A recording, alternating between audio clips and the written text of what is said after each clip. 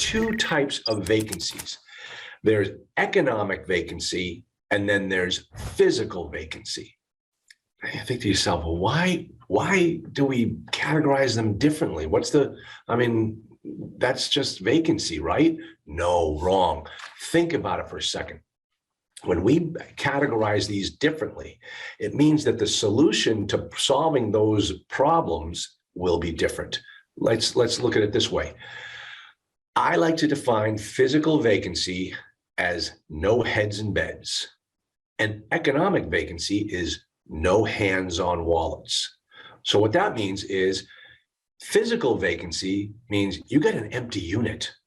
You got an empty unit. You need to fill that up. Economic vacancy is you don't have a vacant unit.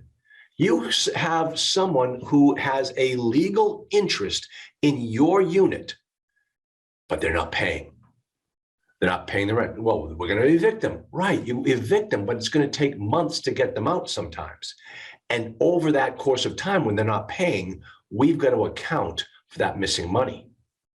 Okay, so how can that impact how we manage the property just by having that information? Okay, look at it this way.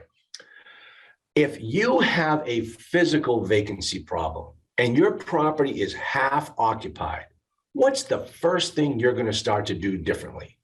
You're going to start to market that property better than you ever have before. You're going to get out there putting flyers on windows. You're going to get out there with signs out on the street. You're going to have open houses. You're going to do whatever it takes to get people in the door because your physical vacancy is the problem. Well, if someone is not paying the rent through economic vacancy, will an open house do anything to help you with that problem? No, it will have nothing to do with it. So because you now have an economic vacancy problem, you've got to manage to that differently. And the way you do that is by screening your tenants better, knocking on the door second day of the month. Hey, the rent's due, the rent's due. What do you need? We can put you on a payment plan, but we got to get the rent in the door or we're going to start the eviction process. Oh, 6th day, sheriff's going to send you a letter.